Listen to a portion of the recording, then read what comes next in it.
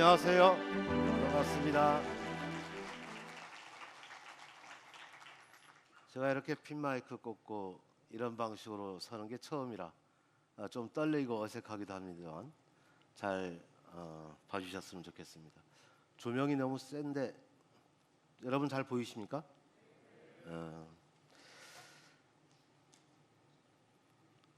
아직 좀 긴장이 돼서 풀리지 않았는데 한번 인사 한번 드려볼게요. 오영훈입니다. 예, 반갑습니다. 디지털 대전환 제주 가치를 다하다 제주의 소리하고 제주 테크노파크에서 많이 준비를 해주셔서 제가 디지털 전문가는 아니지만 민선 8기 제도정을 이끄는 입장에서 특히 경제정책과 관련돼서 어떤 방향으로 이끌어 나갈 생각을 갖고 있는지, 왜 또 그런 생각을 하고 있는지에 대해서 여러분께 조금 말씀을 드리고, 또 저희 이야기가 끝나면 또 여러분들의 질문을 좀 받으면서 함께 이야기를 나눠보는 시간 되었으면 좋겠습니다. 오늘 코로나 팬데믹 대전환 시대에 그리고 디지털 제주를 바꿔놓다, 제주의 가치가 담긴 빛나는 미래를 꿈꾸다, 제주의 미래 수소에서 유해임까지, 그리고 제주의 새로운 100년을 나눠서 잠깐 말씀드리겠습니다. 코로나 팬데믹은 뭐 여러분 너무나 다 잘 아시다시피 사회적 거리두기 2년 반 이상 진행을 해왔고, 휴교, 그리고 비대면 수업, 자가격리, 자영업자들의 큰 고통을 안겨주었죠. 그리고 공공의료 중요성이 얼마나 중요한지 우리는 다시 한번 확인할 수 있었고요. 그렇지만 우리는 어쨌든 극복해 나가고 있고, 더 나은 미래로 갈 수 있는 발판을 마련했다고 생각합니다. 그리고 또 우리는 이 과정에서 디지털 대전환을 목격했고, 그리고 또 앞으로 세계가 어떤 방향으로 가야 될지, 또 우리 제주는 어떤 방향으로 가야 될지에 대해서 함께 생각해보는 중요한 시간이었던 것 같습니다. 이제 뭐 줌을 통해서 화상회의는 아주 일반화가 됐죠. 저도 코로나가 있기 전까지는 줌을 통해서 회의를 해본 적이 거의 없었는데, 이제는 줌 회의를 일상적으로 할 수 있는 시대가 됐습니다. 그리고 각종 배달 앱들 경쟁이 더욱더 커졌고, 배달에 종사하는 종사자 수도 최근까지도 계속 증가하고 있다는 데이터가 계속 발표되고 있습니다. 학교에서는 비대면 수업이 일상화됐고요. 전자상거래나 재택근무도 일상화되고 있습니다. 그런데 이런 과정을 우리가 그동안 잘 준비를 해왔기 때문에 코로나 팬데믹 위기에서도 우리는 대응할 수 있었다, 이렇게 말씀드릴 수 있습니다. 특히 저희도는 디지털 융합을 위한 노력을 많이 해왔습니다.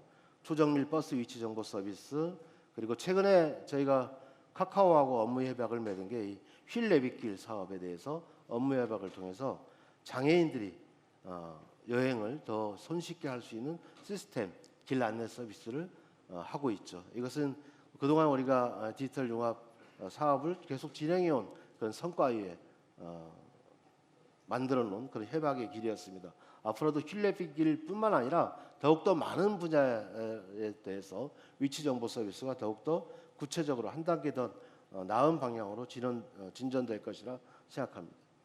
그리고 관광의 형태도 많이 바뀌었죠. 생태 관광에 대한 다양한 정보를 우리는 시스템을 마련해서 제공할 수 있는 이런 상황까지 오게 됐습니다. 그런데 저는 이런 우리가 디지털 정보화의 어떤 이런 노력에 더해서 이 비대면 사회에서 우리가 얻은 제주의 가치가 더 빛나는 일이 있었다고 저는 생각을 합니다. 20, 30대의 라이프 스타일이 변하게 됐죠. 20, 30대의 라이프 스타일이 변했다는 것은 어떤 의미냐면, 제주를 찾는 관광객이 예전에는 단기 체류, 2박 3일 정도의 단기 체류를 목적으로 보는 관광을 중심으로 진행이 됐었습니다. 그런데 언제부턴가는 한 달 살기가 이어졌고, 그리고 더 많은 시간을 투여하면서 제주에서 체류하는 상황이 발생했었죠. 그런데 최근 20, 30대는 체류하는 것이 아니라 일하러도 오기 시작했습니다. 일하러 오기 시작했다는 것은 제주의 하늘을 바라보면서, 제주의 바다를 바라보면서, 그리고 한라산을 보면서 일할 수 있는 분위기가 너무 좋다는 거죠. 왜? 우리가 비대면 사회에서 직장에서 일하지 않아도 우리 재택근무 등을 통해서 우리는 확인할 수 있었죠. 꼭 직장에서 일했을 때 능률과 효율을 높이는 것이 아니라 내가 집에서도 할 수 있고, 그리고 내가 가 있는 휴가지에서 할 수도 있고, 또 아니면 저희도의 어느 한 카페에 앉아서 일할 수도 있는 시대가 돼버린 거죠. 그만큼 이미 기술적으로 그만큼 성장을 해왔다는 것이고, 이 상황에 대해서 이 디지털 기술을 온몸으로 알고 있는 일종의 새로운 세대가 등장한 거죠. 폰을 가지고 태어난 포노사피엔스라는 표현을 하더라고요. 어떤 교수는 종이 다른 거죠. 저는 인간이고 20, 30대는 여러분은 인간이 아닌 거죠. 새로운 종 포노사피엔스라고 얘기하기도 합니다. 이 포노사피엔스들이 제주에 와서 일하면서 휴가를 즐기는 이런 새로운 라이프 스타일이 생긴 겁니다. 이거는 제주에게는 대단히 큰 매력적인 거죠. 그래서 생겨난 게 뭡니까? 바로 워케이션의 성지가 바로 제주가 되어가고 있는 것이죠. 그래서 최근에 카카오에서는 저희도 첨단 과기단지에 워케이션 센터를 지으려고 합니다. 대략 300명 이상이 동시에 일할 수 있는, 일하면서 쉬기도 하고 할 수 있는 프로그램을 진행하고 있는 거죠. 최근에 위메이드라는 게임 업체에서 제주도에 자회사를 두기로 했습니다. 연구 개발자들이 서울에서 연구 개발하는 것보다 오히려 제주에서 연구 개발하는 게 더 성과를 많이 낼 수 있다라는 판단 때문이었죠. 그래서 유치에 성공했습니다. 아무래도 그 자회사가 더 큰 성과를 내게 되면 위메이드 전체가 제주로 오게 될 거죠. 넥슨이나 네오폴처럼. 넥슨이나 네오폴도 오게 된 이유가 연구 개발자들에게는 일하기 좋은 최적지라는 생각이 있기 때문이죠. 그래서 워케이션의 성지로 제주가 계속 부상하고 있는 겁니다. SK텔레콤에서도 처음에 SK텔레콤 차원에서 제주에 워케이션을 설치하는 걸 검토를 했었는데 이제는 그룹 차원에서 워케이션 센터를 만드는 것을 검토하고 있다는 이야기도 들립니다. 그만큼 더 많은 기업들이 제주에 워케이션을 하러 오게 되는 시대가 열리고 있습니다. 그만큼 빠르게 변화하고 있고 우리는 이 코로나 팬데믹이라는 이 상황을 오히려 기회로 삼고 있는 그런 지역이 바로 제주라고 생각합니다. 앞으로 연구개발자들이 일하기 좋은 곳 제주로 만들기 위해서 저희 도정에서는 다양한 시책들을 펼쳐나가게 될 겁니다. 저희들은 그동안 탄소 중립 카본 프리 아일랜드 2030 정책을 펴오면서 전기차 보급에 엄청나게 노력을 해왔죠. 그리고 풍력 에너지 그리고 태양광 발전 이것을 활용한 재생에너지 발전 비율을 높이려고 부단히 노력해 왔습니다. 이런 과정들이 이제 축적되고 성과를 보이면서 이제 우리는 글로벌 그린 수소 허브 구축이라는 담대한 비전을 세울 수 있게 되었습니다. 재생에너지 출력 제어 문제 때문에 많은 분들이 어려움에 처해 있고 상당히 어렵습니다. ESS 저장 장치를 빨리 마련하는 것도 중요하지만 워낙에 큰 시설과 규모가 들어가기 때문에 속도가 나지 않고 있습니다. 그래서 고민했던 게 이것을 수전해를 통해서 수소를 생산하고 그리고 이동시키고 활용하는 보급하는 이런 정책이 국가적으로 대단히 중요한 과제가 됐던 겁니다. 그런데 이 부분에 있어서 생산과 그리고 충전 그리고 이동에 있어서 실증 사업을 우리는 다 해왔던 겁니다. 이 토대 위에 그린 수소를 생산해 나가는 그런 설비를 저희도 해보자. 그래서 우리가 출발했던 것이 12.5메가와트 수소 그린 수소 생산 설비를 갖추고 이미 실증 사업을 시작한 겁니다. 600억 이상을 투입해서 650억 이상을 투입해서 2025년까지 그 생산 수준을 설계를 실증 사업을 끝내게 됩니다. 그러면 그때부터는 거기서 생산된 수소를 기반으로 더 다양한 사업을 펼칠 수가 있는 것이죠.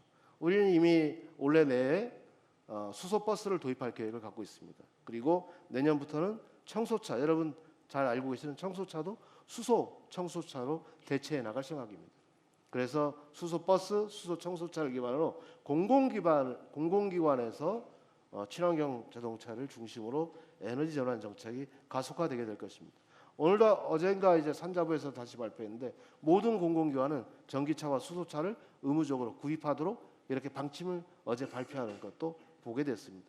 그런 점에 있어서 저희도가 더 선제적으로, 더 선진적으로 나아갈 수 있는 시스템을 마련하고 있다. 이렇게 말씀드릴 수 있습니다.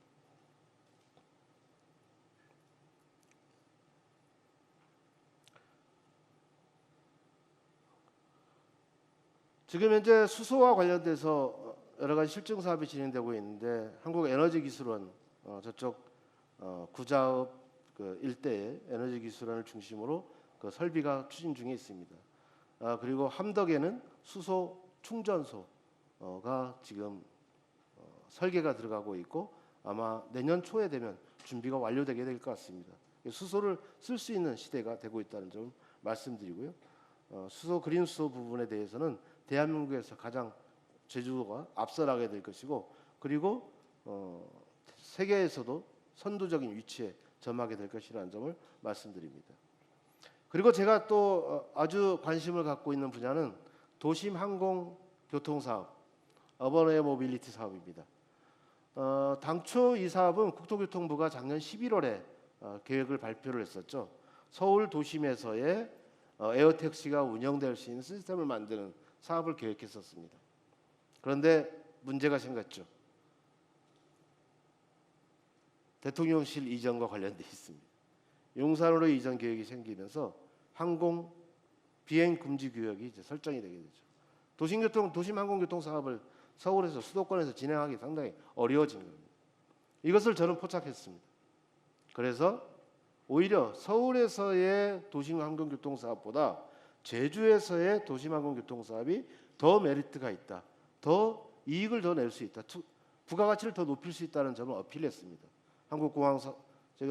한국공항공사와 그리고 한화시스템 그리고 SK텔레콤이 컨소시엄을 구성해서 이 한국형 UAM 사업을 추진해 왔습니다. 그런데 이 한국형 UAM 사업을 저는 제주형 UAM 사업으로 바꿔야 된다고 주장을 했던 것이고 그게 통했습니다. 그래서 지난 9월 초에 이 세 개사와 제주도가 MOU를 체결해서 제주 지역에서 시범 운행 사업을 진행한다. 그리고 UAM 관련 인재 양성 사업을 진행한다라는 발표를 하게 됐던 거죠. 왜 제주도가 좋습니까? 1,500만 명의 관광객이 있습니다. 그리고 이 제주도 연안을 비행할 수 있는 비행 관광이 현실화될 수 있는 여건이 가장 좋은 거죠.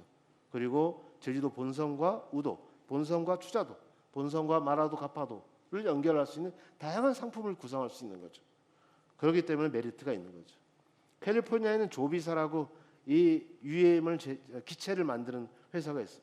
그쪽에서 충분히 메리트가 있다고 판단을 하는 거죠. 거기서는 하와이에서 진행되고 있는 헬기 관광 사업의 수지 분석을 해봤더니 오히려 더 제주의 UAM 사업이 수익이 더 날 수 있겠다는 판단을 하는 거죠. 그래서 이 사업이 더 본격적으로 추진될 수 있는 여건이 있습니다. 물론 다만 지금 국회에 계류 중인 UAM 특별법 제정 사업이 종료되어야 내년에 본격화될 수 있습니다. 아마 하반기 원래 정기국회 과정에서 관련 법이 제정이 되고 내년에 시범사업지구로 제주도가 지정받아야 되는 이런 절차도 남아있긴 합니다. 어쨌든 이 분야에 대해서 제주도가 역점적으로 미래 성장 산업이라는 생각을 가지고 추진해 나갈 생각입니다. 그리고 또 하나 제가 생각하고 있는 것은 제주도가 지금 현재 산업구조상에서 보면 1차 산업 비중이 10.9%를 차지하고 있습니다. 전국 평균이 3%에 반해서 제주는 상당히 높은 비중을 차지하고 있죠. 그런데 문제는 제조업 비중이 너무 낮은데 문제가 있습니다. 제조업 비중은 40%를 넘어서고 있지 못합니다. 2차 산업에서 건설업을 제외한 제조업 비중이 차지하는 비중이 4%로 너무 적기 때문에 좋은 일자리가 많이 나올 수 없는 구조입니다. 서비스업이 대부분을 차지하고 있지만 숙박업, 호텔 숙박업, 관광여행업은 높은 부가가치를 내고 있지 못한 거죠. 물론 그룹 차원에서 보면 부가가치가 있을 수 있다고 보지만 도민의 입장에서 종사자의 상황에서 보면 그리 좋은 직장은 아니라는 게 확인되고 있는 겁니다. 그래서 제조업 부분을 높이기 위한 집중적인 대책 마련이 저는 필요하다고 봅니다. 저는 그 부분이 바로 푸드테크, 1차 산업에서 생산되는 상품을 어떻게 가공해서 더 높은 부가가치를 만들어내는 상품으로 만들어낼 것이냐, 전환시킬 것인가. 이 부분에서 고민하지 못하게 되면 농민들에게도 농가 소득을 안정시키기가 어렵게 되고 그 미래 그 분야에 참여하려는 그런 종사자들은 더욱더 적게 돼 있습니다. 그래서 저는 이 부가가치를 만들기 위해서 새로운 출구 전략을 세워야 되는 것이 저는 푸드테크라고 생각합니다. 오늘 디지털 대전은 제주 가치를 더하는 내용 중에 테크와 관련된 테크놀로지와 관련된 주장을 많이 얘기를 하시게 될 텐데 제주의 장점을 살린 제주의 1차 산업 기반의 테크놀로지를 어떻게 더해서 푸드테크 산업을 육성할 것인지 여러분들이 많은 관심을 바랍니다. 그리고 마지막으로 한 가지 더 말씀드리고 싶은 것은 이런 세 가지 산업을 진행해 나가는데 제주도만의 새로운 지원 정책이 마련될 것입니다. 저는 후보 시절 도지사 선거 과정에서 후보 시절에 20개 상장회사 육성 유치를 목표로 제시를 했습니다. 공약으로 제시했습니다. 제주도에는 페이퍼 컴퍼니를 포함해서 9개 상장회사가 있습니다. 그렇지만 그 상장회사만으로는 좋은 일자리를 제공하기에 턱없이 부족한 것이고 또 우리의 새로운 성장 산업을 육성하기엔 너무나 부족한 상황이라고 저는 생각하고 있습니다. 그래서 앞으로 더 20개를 육성하고 유치해야 된다고 생각합니다. 다행히 최근에 제주도 내에 있는 향토기업을 대상으로 상장회사 추진에 대한 의지가 있는지를 물어봤습니다. 설문조사를 했더니 신청을 하라고 했어요. 하라고 했더니 무려 24개 회사가 24개 향토기업이 상장을 추진하겠다라고 응답을 했습니다. 이거에 맞게 4년 계획을 세워서 상장회사 육성 추진 정책을 펼쳐나갈 겁니다. 그리고 수도권 기업들도 많이 계속해서 문의가 오고 있습니다. 지금 제주도의 수출 1위 품목이 반도체입니다. 여러분 다 아시죠? 예전에는 광어가 수출 1위였는데 감귤, 광어 수출 1위였지 않습니까? 이제는 반도체, 제주 반도체가 메모리 반도체 분야에서 수출 1위 기업이 됐습니다. 이제 시스템 반도체 회사가 제주에 오겠다고 합니다. 이렇게 커져 나가야죠. 왜? 연구개발자들이 일하기 좋은 곳 제주가 되어가고 있다는 게 인식이 형성되면서 수도권에 있는 많은 기업들이 제주의 이전을 검토하고 있습니다. 이런 수도권에 있는 그런 기업들 중에서도 저는 곧 상장할 수 있는 여건을 갖춘 회사, 이미 상장을 한 회사, 즉 좋은 일자리를 갖고 있는 회사를 제주에 이전시킬 수 있도록 그렇게 노력해 나갈 생각입니다. 그래서 20개 상장회사 육성 유치 부분은 민선 8기 제주도정에서 가장 역점적으로 추진하게 되는 사업이 될 것입니다. 그런 과정에 여러분들 함께 성원해 주시고 함께 참여해 주시길 부탁드립니다. 미래는 여러분이 열어갑니다. 감사합니다.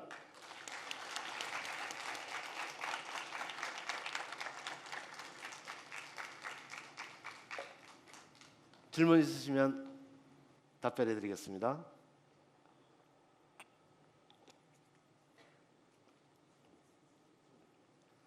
그 한두 분이라도 해야 되는데.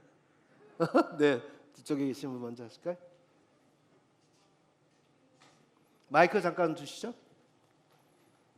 안녕하십니까. 네. 제주도의 도정을 응원하고 있는 제주도민입니다. 감사합니다. 강의 잘 들었습니다, 지사님. 네. 지사님께서 강의해 주신 내용 중에 UAM에 네, 대해서 되게 호기심이 많이 생겼습니다. 네. 그래서 아까 4년 안에 그 모든 것들을 그 초석을 다지시고 네. 실용화시키는 걸 목표로 하신다고 하셨는데요. 네. 그렇다면 UAM 같은 경우는 네. 저희 그 관광객들이나 도민들이 네. 실생활에서 네. 체험할 수 있는, 만날 수 있는 시기가 언제쯤 될 것으로 생각하면 될지요? 예, 일단 UAM 관광을 제가 할 수 있다라고 말씀을 드렸고요.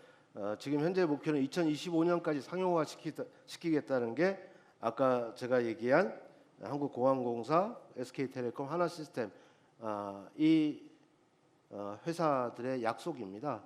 그래서 물론 우리가 기체를 개발하고 있는 것이 아니기 때문에 약간 제약이 있습니다만은 미국 조비사라든가 이 기체 제조 회사들이 있습니다. 그러니까 그 회사들과 지금 계속 하나시스템 같은 경우 같이 협업을 통해서 개발 공동으로 진행하고 있는 거고요.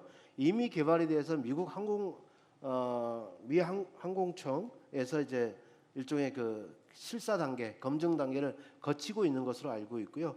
내년에 가서 저거 직접 확인해 보고 싶은 생각이 있습니다. 그래서 지금 현재 구상하고 있는 것은 5인승입니다. 5인승 그 UAM인데 우선은 당장은 좀 불안하기 때문에 무인 상태에서 타기는 관광객들이 좀 무서워하지 않겠습니까? 그래서 조종사가 한 명이 있고 4명이 승객을 태우고 관광을 하는 이런 형태가 되지 않을까 생각하고 있고요. 법적으로도 이제 그런 준비가 되어지고 그다음 요금에 대한 계산도 이루어지고 있는 것을 알고 있습니다. 20만 원 이하 돼야 된다. 저는 그렇게 생각하고 있습니다. 네. 한 분 또 아까 뒤에 말씀 주시죠. 하얀 옷 입으신 우리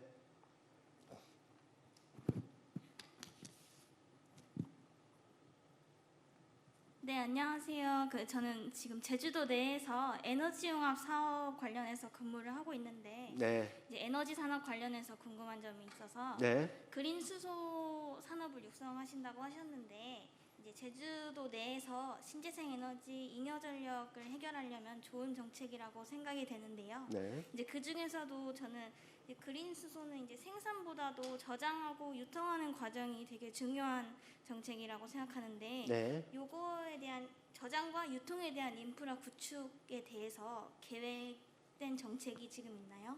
일단은 지금 아까 제가 말씀드렸다시피 함덕에 수소 충전소를 이미 만들 준비를 하고 있다는 말씀을 드렸고 부지도 마련이 되었고 예산도 지금 준비가 다 됐습니다. 그런데 이것을 이쪽 한 곳에서만 할 수는 없고 권역별로 우선 충전소를 확대해야 될 것 같습니다. 그러면 서귀포 서부 지역 한 군데, 서귀포 동부 지역 한 군데 대략 이 정도는 수소 충전을 할 수 있는 시스템을 마련하는 게 좀 중요할 것 같다는 생각이 들고요. 만약 예를 들어서 공공 부분에서 먼저 도입을 한다고 제가 말씀을 드렸는데 버스 같은 경우에는 이제 예를 들어서 시내버스가 종점이 이제 함덕이잖아요. 그럼 함덕에서 구제주까지 신제주까지 연동노연까지 오게 되는 노선 돌아가면 충전하고 다시 왔다 갔다 해야 될까. 근데 만약에 서귀포에도 버스가 있는데 서귀포에 버스에는 이제 그 도입을 안 할 거냐 이렇게 문제 제기할 수 있잖아요. 그러면 서귀포에도 충전소가 하나 있으면서 버스나 청소차가 운행할 수 있는 여건을 만들어 주는 게 중요합니다. 우선은 공공 부분에서 먼저 도입을 하게 될 거고요. 또한 수소를 기반으로 한 다양한 이게 연료이기 때문에 이 연료 기반의 다양한 사업들의 아이템이 나올 수가 있을 것 같습니다. 예를 들면 자 우리가 감귤 하우스 시설 감귤 하우스를 얘기를 들을 수 있는데 지금은 등유를 떼서 시설 가호를 하는 거잖아요. 온도를 겨울철에 높여주는 역할을 하고 있는데 이것을 꼭 등유를만 해야 될까요? 이걸 수소라는 연료를 쓸 수도 있는 거죠. 예를 들면 이런 방식으로 제주도에서 생산되고 있는 다양한 그 분야에서 수소를 적용할 수 있는 게 저는 충분히 가능하다라고 생각합니다. 그래서 이동할 수 있는 수소차, 이동 운반차가 준비될 필요가 있는 것이고 충전소가 준비될 수 있다면 수소는 더 다양한 분야에서 응용할 수 있을 거라 생각합니다. 또 하나 중요한 건 저희들은 세 개의 화력 발전소가 있습니다. 삼양, 한림 그리고 화순 세 군데 있죠. 근데 이 화력 발전소를 우리는 어쨌든 신재생 에너지로 전환시켜 나가야 될 과제 또한 우리가 알고 있지 않습니까? 카운프리 아일랜드를 한다고 해놓고 화석 연료를 통해서 발전을 한다는 것은 말이 맞지 않지 않습니까? 그러면 이것도 어떻게 에너지원을 바꿔 나갈 거냐? 그러면 수소를 연료로 하는 이게 부분적으로 같이 가야 되는 거죠. 그래서 장기적으로는 대체할 수 있도록 그렇게까지 그림을 그리고 있다는 점을 말씀드리고 그 부분에 대해서는 남부 발전과 저희들이 MOU를 체결해서 공동으로 사업을 구상하고 있습니다. 네. 마지막으로 한 분만 더 할까요? 네, 저 뒤쪽에 계신 분 아까 두 번째 손을 들어주셨기 때문에 예, 안녕하십니까. 그 도민의 한 쌈으로서 최근에 이제 도에서 제주 15분 도시에 관해서 이제 정책을 되게 관심 있게 보는데요. 네네. 현재 이제 도에서 이제 제주 15분 도시에 대한 개념과 어떤 전개를 하고 있는 과정을 알고 있는데 지사님이 생각하는 15분 도시가 완성이 됐을 때 저희 제주도민들의 삶이 어떤 식으로 달라지고 어떤 것을 생각하고 있는 건지 그거에 대해서 좀 궁금한 점이 좀 있습니다. 저는 대한민국 어디에 살든 대한민국 국민이라면 똑같이 행복한 권리를 갖고 있다라고 생각합니다. 제주에서도 마찬가지여야 된다고 생각합니다. 가장 지금 현재 많은 사람이 몰려 있는 연동 노영에 살든지 제 고향 남원에 살든지 모슬포에 살든지 한경에 아니면 성산에 표선에 살든지 간에 똑같이 행복할 수 있는 권리가 있어야 된다고 보죠. 그러면 내가 인간답게 살아가고 행복하게 살아가기 위해서는 어떠한 서비스가 충족이 돼야 될까요? 공공 서비스 기본이겠죠. 의료 서비스 기본이겠죠. 그다음에 문화 서비스 기본이 있어야 되겠죠. 그다음에 여가를 즐길 수 있는 약간의 여러 가지 시설들이 필요할 겁니다. 이런 부분들이 많이 이동하지 않아도 되는 곳에 있어야 되는 거죠. 그래서 그거를 15분이라는 시간 개념으로 제가 설정을 해본 것이고 물론 이것은 파리에 있는 카를로스 모레노 교수가 먼저 구상한 내용입니다만 저는 이 15분이라는 개념이 너무 마음에 든 거예요. 15분 동안에 걸어서 가든 자전거를 타든 대중교통을 이용하든 즉 탄소 배출을 최소화하면서 이동할 수 있는 거리를 이야기하고 있는 겁니다. 그러면 예를 들어서 15분 동안에 우리가 주중에는 직장도 15분 거리 이내에 있었으면 좋겠어요. 궁극적으로는. 물론 처음부터 다 그렇게 될 수는 없겠지만 저는 환경 지역에도 아까 워케이션 같은 형태의 일을 할 수 있는 이런 여건이 마련됐으면 좋겠다. 읍면 지역에도 이런 게 마련됐을 때 이쪽에 집중되는 것을 막을 수 있잖아요. 그러면 시내버스도 예를 들어서 매일 주 5일 동안에 이동하는 사람을 어떻게 최소화시켜 줄 것인가의 문제에서 접근하면 대중교통으로 인한 사회적 비용을 우리가 더 떨어뜨릴 수 있는 것이죠. 이 사회적 비용을 어떻게 떨어뜨릴 것인가? 탄소 배출을 낮추면서 사회적 비용을 떨어뜨리면 그 재원을 가지고 우리가 사회복지나 그리고 새로운 성장 산업을 발굴하는데 R&D 분야에 더 투자할 수 있는 여건이 되는 거겠죠. 그래서 제주도 어디에 살든지 최소한의 인간으로서 살아야 될 행복할 수 있는 권리를 가질 수 있는 것. 저는 그게 15분이라고 생각하고요.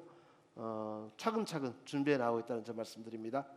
네, 질문 여기까지 해야 될 것 같습니다. 네, 여러분 감사합니다.